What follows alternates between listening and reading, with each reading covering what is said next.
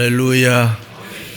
우리가 가지고 있는 성경의 사도행전은 28장까지 기록되어 있습니다. 그러나 하늘나라에는 지금도 성령행전인 사도행전이 계속 쓰여지고 있습니다.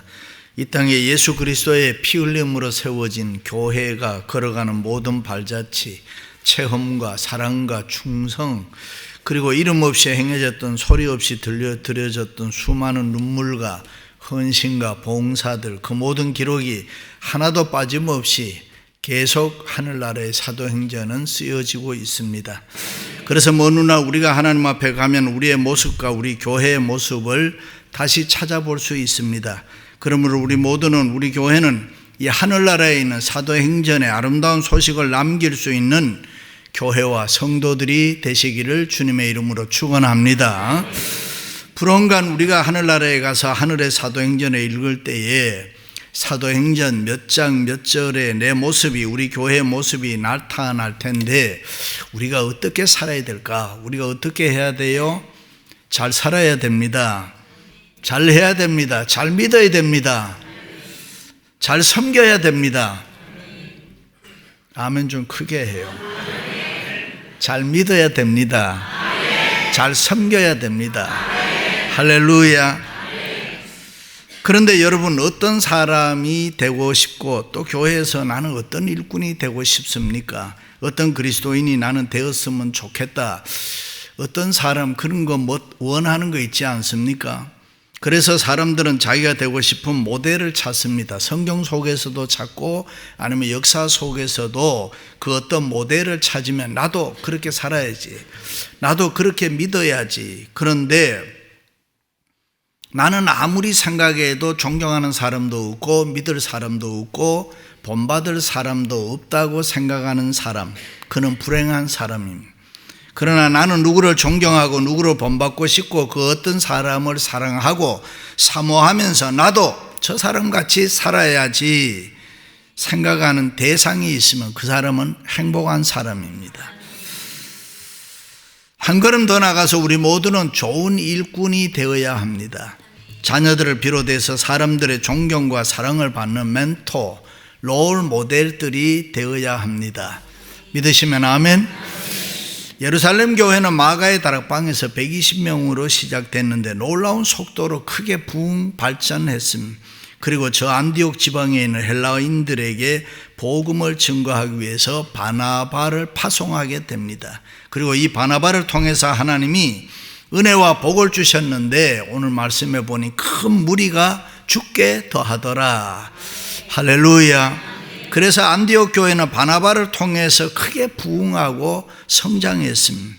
그리고 바나바 때문에 이 안디옥 교회는 초대교회 당시에 가장 중요한 역할을 감당하는 선교적 교회가 되는 것입니다. 그리고 최초로 그리스도인의 이름이 붙여진 곳입니다. 그렇습니다. 우리 모두는 바나바와 같은 그런 일꾼이 되어야 할 줄로 믿습니다. 바나바처럼 주님이 필요로 하는 일꾼이 되고 우리 교회가 필요로 하는 일꾼들이 되어서 하나님 앞에 영광을 돌리고 교회 부흥에 크게 임하시기를 주님의 이름으로 축원합니다. 그럼 바나바는 어떤 사람입니까? 첫째는 바나바는 착한 사람이었습니다. 영어 성경에 보면 good man이라 그랬습니다. 선한 사람, 좋은 사람입니다. 바나바는 마음이 착하고 선했습니다. 마음이 꽁하거나 옹졸하지 않았습니다. 마음이 한없이 넓었습니다. 진실했습니다. 정직했습니다. 바나바는 다른 사람을 위로해주고 용기를 주고 격려해주는 사람입니다. 부정적이거나 비판적이 아니라 긍정적인 믿음의 소유자였습니다. 양보하고 사는 늘 겸손의 사람이었습니다. 한마디로 바나바는 좋은 사람, 신사적인 착한 사람이었습니다. 그렇습니다. 교회에서 바나바와 같은 좋은 일꾼이 되어야 됩니다. 그런데 좋은 일꾼이 되려면 먼저 내 마음이 착하고 선하고 좋아야 합니다. 매사를 비판적으로 보고 삐딱하게 보면 안 되는 것입니다. 바르게 보는, 좋게 보는 좋은 마음이, 착한 마음이 있어야 합니다. 할렐루야. 사도 바울은 철저한 바리새인이었습니다. 율법주의자로서 처음에는 자기 생각이 항상 옳고 자기 신앙이 절대적이라고 알았습니다. 그래서 예수 믿는 사람들 자기 신앙과 다르다고 해서 붙들어다가 옥에도 가두고 많이 죽였습니다. 스데반을 죽이는데도 동참했잖아요. 그리고 저 멀리 다메섹에 예수 믿는 사람들이 많다고 하니까 그 소식 듣고 다메섹을 향해 갑니다. 그런데 그 도중에 예수님을 만나게 됩니다. 그리고 예수님을 만났을 때에 이 바울이 완전히 깨졌습니다. 완전히 달라졌습니다. 다른 사람으로 바뀌었습니다. 새로운 사람, 착한 마음의 사람이 됐습니다. 흔히들 우리가 중생이란 말은 born again, 악한 마음이 없어지고 착한 선한 마음이 되었다는 것입니다. 율법주의, 따지고 계산하던 사람이 은혜주의, 이해하고 평화로운 사람이 됐다, 그 말입니다. 히브리서에 보면 우리가 은혜를 받아야 되는데 이 쓴뿌리 삐딱한 마음이 있으면 은혜를 받지를 못한다 그랬습니다. 그렇습니다. 교회가 부흥하려면은 이 매사를 착하게 보는, 선하게 볼 줄 아는 사람이 많을 때에 그 교회가 부흥할 줄로 믿습니다. 그렇습니다. 바울이 변화돼서 예수 그리스도가 하나님의 아들이요 인류를 위한 메시아라고 담대히 복음을 증거했습니다.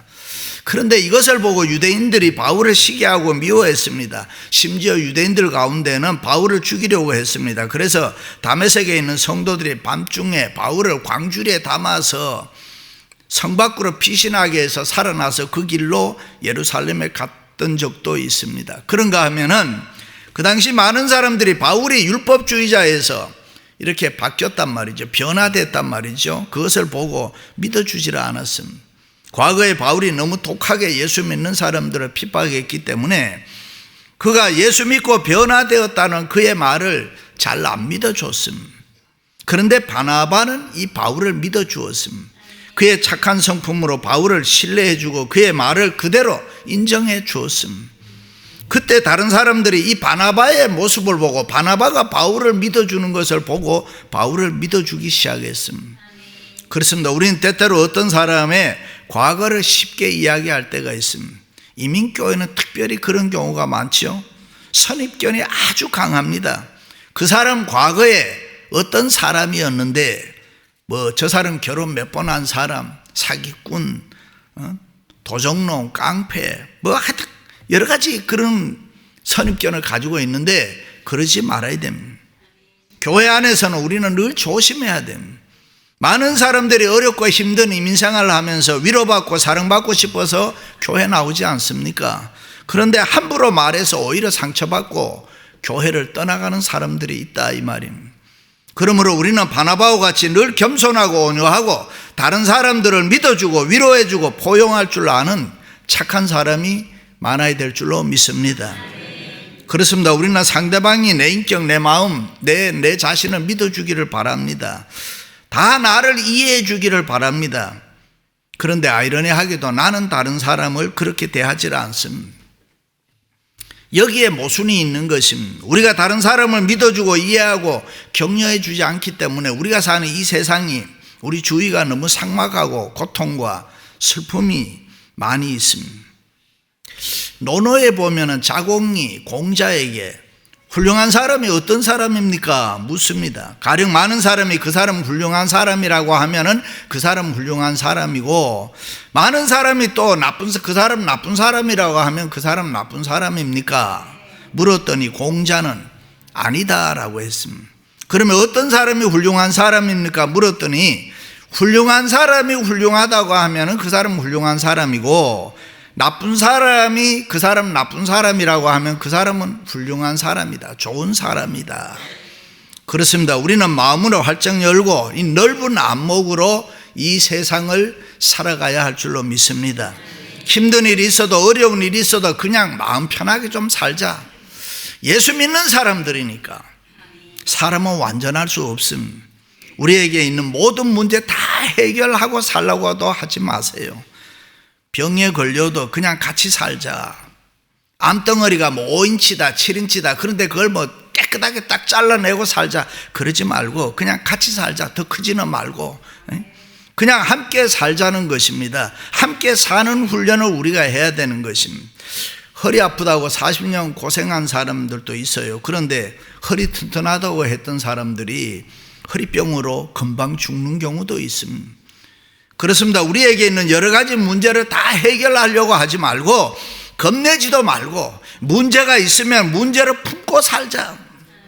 세상에 문제가 많아도 우리는 구원받은 하나님의 백성이기 때문에 언제나 행복하게 살아야 되고 몸과 마음이 건강하게 살아야 되고 다른 사람에게 기쁨을 주고 소망을 주고 기분 좋게 해주고 삶의 생기를 주어야 할 줄로 믿습니다. 그렇습니다. 우리가 상대방에게 기분 좋게 하고 용기를 주려면은 먼저 내 마음이, 우리 마음이 바나바처럼 깨끗하고 착하고 이해심이 많이 있어야 됩니다. 이해란 understanding이라 상대방 입장에 선다는 말 아닙니까? 상대방 입장에 서면은 이해 안 될 게 아무것도 없지. 모든 게 다 해결되는 것입니다. 예수님이 이 땅에 계실 때 모든 인간들 다 이해해 주었습니다. 가늠하는 여인을 이해해 주었습니다. 형식적인 종교 생활에 고민하는 니고데모를 이해해 주었습니다. 위선적 부자 청년의 정신적 갈등도 이해해 주었습니다. 물질적 욕망과 습관된 부정에서 헤어나오지 못하는 삭개오도 이해해 주었습니다. 주님을 부인한 베드로도 이해해 주었습니다. 동전 두 입을 헌금하고 부들부들 떨고 어쩔 줄 몰라 하는 과부도 이해해 주었습니다. 그렇습니다. 예수님이 이 땅에서 그 어떤 인간도 안 된다고 포기하지 않았습니다. 모두 다 이해해 주었습니다. 그리고 기쁘게 살아라, 감사하며 살아라, 소망이 넘치는 삶을 살아라, 그렇게 말씀했습니다. 우리 부모님들이 가끔 자녀들에게 공부하는데 좀 넓은 마음으로 이해를 좀 해줘야 돼요. 공부하기 싫은 아이들 특별히 있죠. 그런 아들도 이해를 해줘야 돼요. 말썽꾸러기들 있죠. 속 썩이는 아이들, 그런 아이들도 이해를 해줘야 돼요. 그들이 뭐 누구를 닮았겠어요? 바나바는 사람을 볼 때에 그 사람의 과거는 보지를 않았습니다. 마가가 처음에 선교여행할 때 힘들다고 포기하고 집으로 돌아갔으면 큰 실수를 범했습니다. 그러나 바나바는 그 돌아간 마가를, 실수한 마가를 이해하고 그에게 한 번 더 기회를 주어서 훌륭한 교회 일꾼이 되게 했습니다. 그러므로 누구든지 그저 그가 예수 그리스도를 만나고 지금 어떻게 변화되었는가, 그게 중요합니다. 어제까지는 이야기하지 말고 오늘 보니까 사람이 달라졌네, 예수 믿고 변화됐네, 그게 중요하다만 과거를 묻지 마세요. 현재 변화된 그 모습을 보고 우리는 칭찬하고 격려하고 위로하고. 할렐루야. 바이어스라는 법칙이 있습니다. 바이어스란 경사진 비탈을 내려가는 공이 지구 중력에 의해서 굴러 내려갈 때는 갈수록 속도가 더 많이 빨리 붙는다, 그런 이야기입니다. 이 원리가 심리학에서도 적용이 되는데 흔히 우리가 바이어스에 걸렸다라고 말을 할 때에 우리의 생각이 경사진 비탈로 굴러 떨어질 때와 같이 잘못된 생각에 속도가 붙어서 사람이 변하는 걸 말하는. 그러므로 대체로 이런 바이어스에 한번 걸리면은 누구든지 정상적 판단력이 상실돼 버립니다. 그래서 남의 비판이나 충고를 절대로 듣지를 않아요. 그래서 시험 든 사람들한테 가서 어쩌고 저쩌고 말하면 하나도 안 듣습니다. 자기 말이 옳다고 했기 때문에. 바이어스 때문에. 그렇습니다. 오늘 우리는 바나바와 같은 선하고 착한 마음의 일꾼들이 되어야 할 줄로 믿습니다. 그런 사람이 많을 때 우리 교회는 저절로 부흥하게 되는 것이고 사랑이 넘치는 좋은 교회가 될 줄로 믿습니다. 할렐루야. 두 번째, 바나바는 성령의 사람이었습니다. 바나바는 성령이 충만한 사람이었습니다. 바나바의 마음속에는 그리스도의, 예수 그리스도의 영, 성령이 살아서 역사했다. 성령이 충만했다. 이 충만했다는 말은 흘러 넘쳤다, 그 말이에요. 그러므로 성령이 충만하면 본질적으로 사람이 새로워지는 것입니다. 기쁨이 넘치고 힘이 넘치고 감사가 넘치고. 믿으시면 아멘. 베드로는 보잘것없는 계집종 앞에서 부들부들 떨었습니다. 어떻게 해서라도 꽁무니 빼고 달아날 궁리만 하고 살 궁리만 했습니다. 그러던 베드로가 성령이 충만한 성령이 사람이 되었을 때에 생명 내걸고 죽으면 죽으리라 예수 그리스도를 증거하는 사람으로 변화되었습니다. 방문을 걸어 잠그고 생명을 부지하기 위해서 안달하던 예수 믿던 갈릴리 사람들, 성령을 체험하고 성령이 사람이 되었을 때에 방문을 열고 거리로 뛰쳐나갔다. 그리고 예수 그리스도가 우리의 생명이라고, 예수 그리스도가 우리의 평화를, 우리의 구세주라고, 목이 터져라, 외쳤던 것입니다. 세계가 소란해졌습니다. 총과 칼로 세계를 지배하던 로마를 향해서 맨주먹으로 하나님의 사랑과 평화를 외치면서 성령의 사람으로 살았던 것입니다. 그렇다면 무엇이 그들을 이렇게 다르게 만들었습니까? 어제의 사람과 오늘의 사람이 왜 달라졌습니까? 성령이 충만했기 때문입니다. 육의 사람이 성령의 사람이 된 것입니다. 그렇습니다. 우리들도 바나바와 같이 성령의 사람 되시기를 바랍니다. 성령의 기름 부음이 있으시기를 바랍니다. 충만하시기를 주님의 이름으로 축원합니다. 할렐루야. 성령이 충만하면 두 가지 현상이 나타납니다. 하나는 복음 증거합니다. 예수 그리스도를 증거하고 예수 그리스도를 자랑합니다. 오직 성령이 너희에게 임하시면 너희가 권능을 받고 예루살렘과 온 유다와 사마리아와 땅끝까지 이르러 내 증인이 되리라.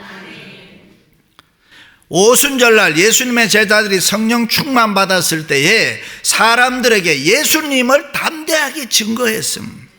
또 하나의 특징은 성령의 열매를 맺습니다. 갈라디아서에 보면 성령이 충만하면 사랑과 희락과 화평과 오래 참음과 자비와 양성과 충성과 온유와 절제의 열매가 풍성하게 맺힌다 그랬습니다. 그렇습니다. 오순절날 제자들이 성령으로 충만했을 때에 자기 재산 모두 다 팔아가지고 교회 갖다 바쳤습니다. 그리고 가난한 사람, 불쌍한 사람들을 어떻게 하더라도 도우려고 했습니다. 이때 대표적인 사람이 누구냐 하면 바나바입니다. 바나바는 성령의 사람이었기 때문에 물질에 대한 욕심이 많지를 않았습니다. 그의 마음에는 예수님의 사랑으로 충만했기 때문에 이 주님의 사랑을 실천하기 위해서 힘썼던 것입니다.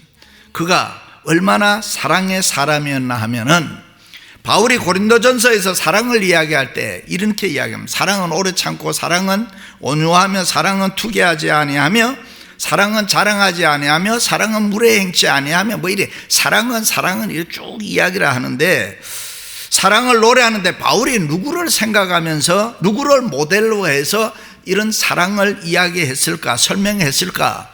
많은 학자들은 바나바라고 이야기합니다.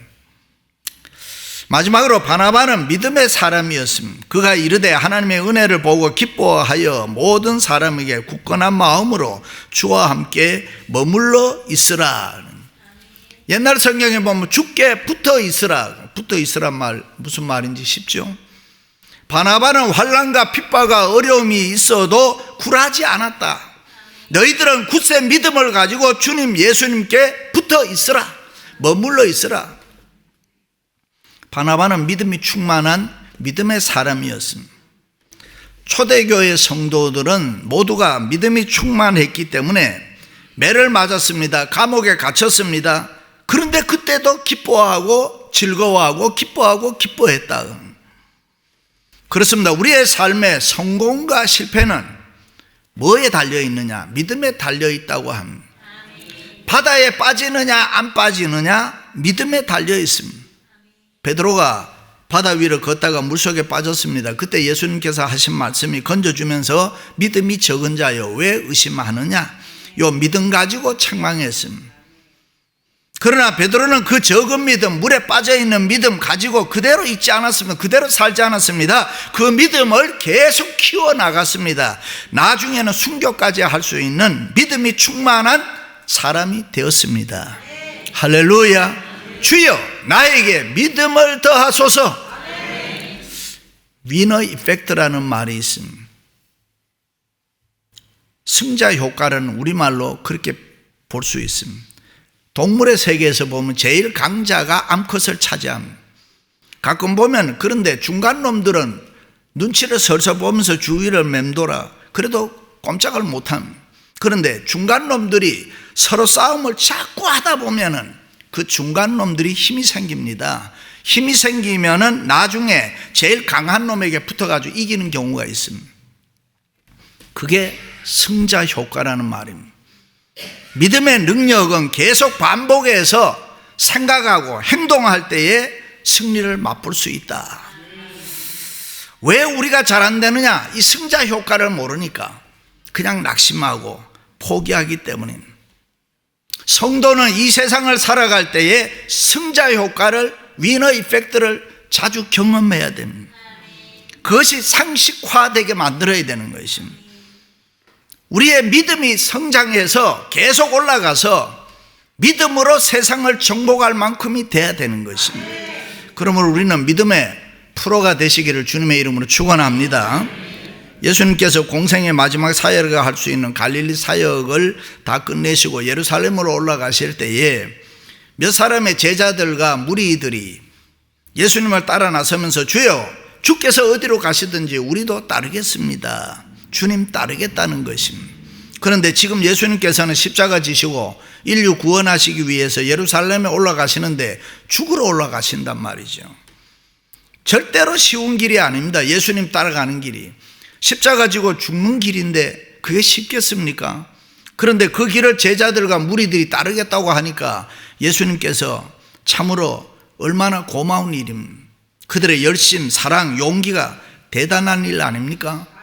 그런데 그때 예수님께서 여우도 굴이 있고 공중의 새도 집이 있으되 인자는 머리 둘 곳이 없다. 이게 도대체 무슨 말이냐 하면, 너희들이 나를 따르겠다고 하는 생각은 고맙지만은 그게 그렇게 쉬운 일이 아니다. 그것은 어려운 일이다. 때로는 핍박과 환난을 각오해야 되고 때로는 죽음도 각오해야 된다. 조롱과 멸시와 천대가 있다. 숱한 어려움을 다 각오해야 된다. 그렇습니다. 예수 믿는다는 거 쉬운 거 아니죠. 교회 생활 쉽다고 생각하면은 문제 많이 있습니다. 교회 섬기는 거 결코 쉽지 않습니다. 수많은 어려움을 각오해야 됩니다. 그렇습니다. 교회 일꾼들은 주님을 위해, 교회를 위해 힘들고 어려운 일을 믿음으로 각오해야 되고, 그러나 그것이 얼마나 영광스러운 일이고 축복된 일인가는 나중에 보면 알게 되는 것입니다. 할렐루야.